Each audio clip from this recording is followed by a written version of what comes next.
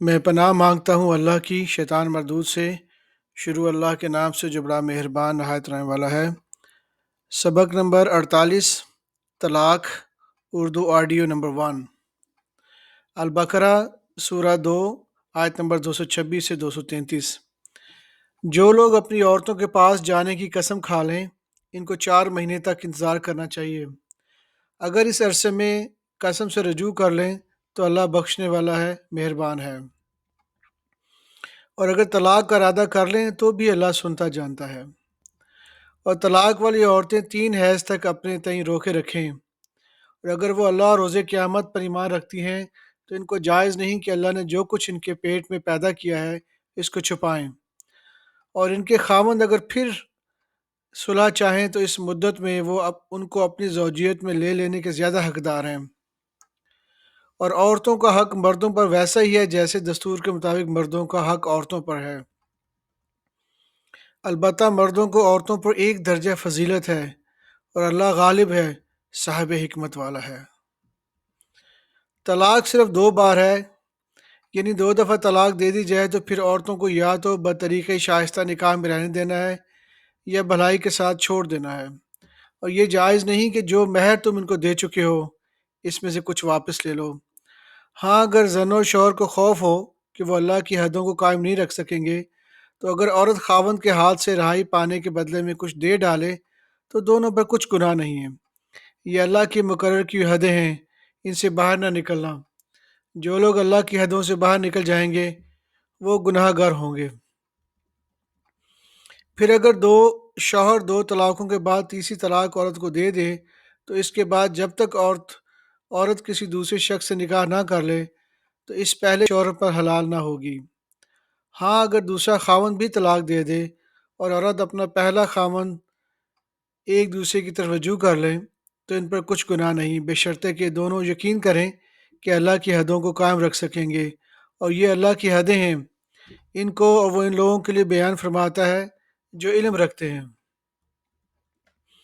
اور جب تم عورتوں کو 2 دفعہ طلاق دے چکو اور ان کی عدت پوری ہو جائے تو انہیں یا تو حسن سلوک سے نکاح میں رہنے دو یا بطریقۂ شائستہ رخصت کر دو، اور اس نیت سے ان کو نکاح میں نہ رہنے دینا چاہیے کہ انہیں تکلیف دو اور ان پر زیادتی کرو۔ جو ایسا کرے گا وہ اپنا ہی نقصان کرے گا، اور اللہ کے احکام کو ہنسی اور کھیل نہ بناؤ۔ اور اللہ نے جو تم کو نعمتیں بخشی ہیں اور تم پر جو کتاب اور دانائی کی باتیں نازل کی ہیں جن میں سے وہ تمہیں نصیحت فرماتا ہے، ان کو یاد کرو اور اللہ سے ڈرتے رہو، اور جان رکھو کہ اللہ ہر چیز پہ واقف ہے۔ اور جب تم عورتوں کو طلاق دے چکو اور ان کی عدت پوری ہو جائے تو ان کو اپنے شوہروں کے ساتھ جب وہ آپس میں جائز طور پر راضی ہو جائیں نکاح کرنے سے مت روکو۔ اس حکم سے اس شخص کو نصیحت کی جاتی ہے جو تم میں سے اللہ اور روز آخرت پر ایمان رکھتا ہے۔ یہ تمہارے لیے نہایت خوب اور بہت پاکیزگی کی بات ہے، اور اللہ جانتا ہے اور تم نہیں جانتے۔ اور مائیں اپنے بچوں کو پورے 2 سال دودھ پلائیں۔ یہ حکم اس شخص کے لیے ہے جو پوری مدت تک دودھ پلوانا چاہے، اور دودھ پلانے والی ماؤں کا کھانا اور کپڑا دستور کے مطابق باپ کے ذمہ ہوگا۔ کسی شخص کو اس کی طاقت سے زیادہ تکلیف نہیں دی جاتی، تو یاد رکھو کہ نہ تو ماں کو اس کے بچے کے سبب نقصان پہنچایا جائے اور نہ باپ کو اس کی اولاد کی وجہ سے نقصان پہنچایا جائے۔ اس طرح نان و نفقہ بچے کے وارث کے ذمہ ہے، اور اگر دونوں یعنی ماں باپ آپس کی رضامندی اور صلاح سے بچے کا دودھ چھڑانا چاہیں تو ان پر کچھ گناہ نہیں۔ اور اگر تم اپنی اولاد کو دودھ پلانا چاہو تو تم پر کچھ گناہ نہیں، بشرطے کہ تم دودھ پلانے والیوں کو دستور کے مطابق ان کا حق جو انہوں نے تم نے دینا کیا تھا دے دو، اور اللہ سے ڈرتے رہو، اور جان رکھو کہ جو کچھ تم کرتے ہو اللہ اس کو دیکھ رہا ہے۔ البقرہ سورہ 2، آیت نمبر 236 سے 237۔ اور اگر تم عورتوں کو ان کے پاس جانے یا ان کا مہر مقرر کرنے سے پہلے طلاق دے دو تو تم پر کچھ گناہ نہیں۔ ہاں، ان کے دستور کے مطابق کچھ خرچ ضرور دو، یعنی مقدور والا اپنے مقدور کے مطابق دے اور تنگ دست اپنی حیثیت کے مطابق۔ نیک لوگوں پر یہ ایک طریقہ طرح کا حق ہے۔ اور اگر تم عورتوں کو ان کے پاس جانے سے پہلے ہی طلاق دے دو لیکن مہر مقرر کر چکے ہو تو آدھا مہر دینا ہوگا۔ ہاں اگر عورتیں مہر بخش دیں یا مرد جن کے ہاتھ میں عقد نکاح ہے اپنا حق چھوڑ دیں اور پورا مہر دے دیں تو ان کو اختیار ہے۔ اگر تم مرد لوگ ہی اپنا حق چھوڑ دو تو یہ پرہیزگاری کی بات ہے، اور آپس میں بھلائی کرنے کو فراموش نہ کرنا۔ کچھ شک نہیں کہ اللہ تمہارے سب کاموں کو دیکھ رہا ہے۔ النساء سورہ 4 آیت نمبر 19 اور 20۔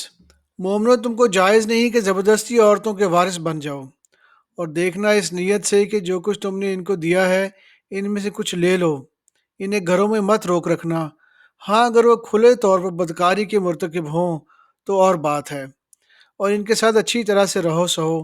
پھر اگر وہ تم کو ناپسند ہو تو عجب نہیں کہ تم کسی چیز کو ناپسند کرو، اور اللہ اس میں بہت سی بھلائی پیدا کر دے۔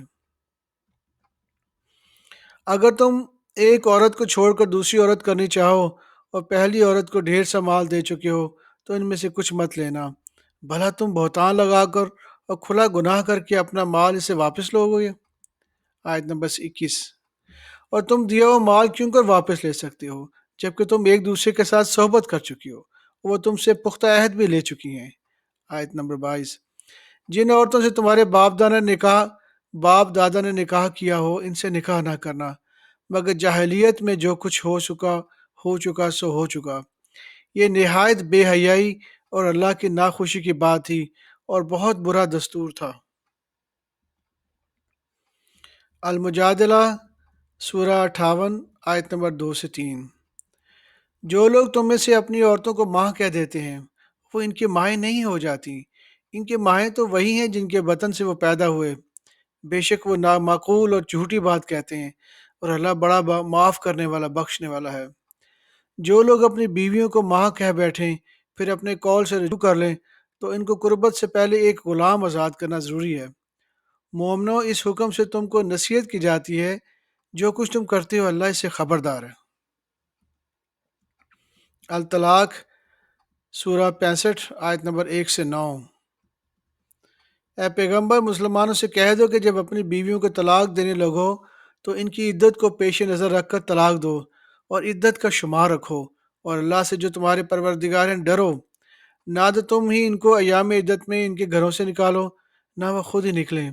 ہاں اگر وہ کھلی بے حیائی کریں تو اور بات ہے، اور یہ اللہ کی حدیں ہیں، جو اللہ کی حدوں سے تجاوز کرے گا وہ اپنے آپ پر ظلم کرے گا۔ اے طلاق دینے والے تجھے کیا معلوم، شاید اللہ اس کے بعد رجوت کی کوئی سبیل پیدا کر دے۔ پھر جب وہ اپنی میعاد یعنی عدت ختم ہونے کے قریب پہنچ جائیں تو یا تو ان کو اچھی طرح سے زوجیت میں رہنے دو یا اچھی طرح سے علیحدہ کر دو، اور اپنے میں سے دو منصف انصاف کرنے والے مردوں کو گواہ کر لو، اور اے گواہو اللہ کے لیے درست گواہی دینا۔ ان باتوں سے اس شخص کو نصیحت کی جاتی ہے جو اللہ پر اور روز آخرت پر ایمان رکھتا ہو، اور جو کوئی اللہ سے ڈرے گا وہ اس کے لیے رنج و غم سے نجات کی صورت پیدا کر دے گا، اور اس کے ایسی جگہ سے رزق دے گا جہاں سے اس کو وہم گمان بھی نہ ہو، اور جو اللہ پر بھروسہ رکھے گا تو وہ اس کے لیے کافی ہوگا۔ اللہ اپنے کلام کو جو وہ کرنا چاہتا ہے پورا کر دیتا ہے۔ اللہ نے ہر چیز کا اندازہ مقرر کر رکھا ہے۔ اور تمہاری طلاق والی بیویاں جو حیض سے نا امید ہو چکی ہوں، اگر ان کی عدت کے بارے میں شبہ ہو تو ان کی عدت 3 مہینے ہے، اور جن کو بھی حیض نہیں آنے لگا ان کی عدت بھی یہی ہے، اور حمل والی عورتوں کو عدت وضع حمل یعنی بچہ جننے تک ہے، اور حمل والی عورتوں کی عدت وضع حمل یعنی بچہ جننے تک ہے، اور جو اللہ سے ڈرے گا اللہ اس کے کام میں سہولت پیدا کر دے گا۔ یہ اللہ کا حکم ہے جو اس نے تم پر نازل کیا ہے، جو اللہ سے ڈرے گا وہ اسے اس کے گناہ دور کر دے گا اور اسے اجر عظیم بخشے گا۔ طلاق والی عورتوں کو ایام مدت میں اپنی حیثیت کے مطابق وہیں رکھو جہاں وہ خود رہتے ہو، ان کو تنگ کرنے کے لیے تکلیف نہ دو، اور اگر وہ حمل سے ہوں تو بچہ پیدا ہونے تک ان کا خرچ دیتے رہو، اور اگر وہ بچے کو تمہارے کہنے سے دودھ پلائیں تو ان کو ان کی اجرت دے دو، اور بچے کے بارے میں پسندیدہ طریق سے موافقت رکھو۔ اگر وہ باہم ضد اور نااتفاقی کرو گے تو بچے کو اس کے باپ کے کہنے سے کوئی اور عورت دودھ پلائے گی۔ صاحب حیثیت کو، صاحب وسعت کو اپنی وسعت کے مطابق خرچ کرنا چاہیے، اور جس کے رزق میں تنگی ہو، جتنا اللہ نے اس کو دیا ہے وہ اس کے موافق خرچ کرے۔ اللہ کسی کو زیر بار نہیں کرتا، مگر اس کے لحاظ سے جتنا اس کو دیا ہے، اور اللہ عنقریب تنگی کے بعد آسانی پیدا کرے گا۔ اور بہت سی بستیوں کے رہنے والوں نے اپنے پروردگار اور اس کے پیغمبروں کے احکامات سے سرکشی کی، تو ہم نے ان کو سخت عذاب میں، سخت حساب میں پکڑ لیا، اور ان پر ایسا عذاب نازل کیا جو نہ دیکھا تھا نہ سنا۔ سو انہوں نے اپنے کاموں کی سزا کا مزہ چکھ لیا، ان کا انجام نقصان ہی تو تھا۔ صدق اللہ العظیم۔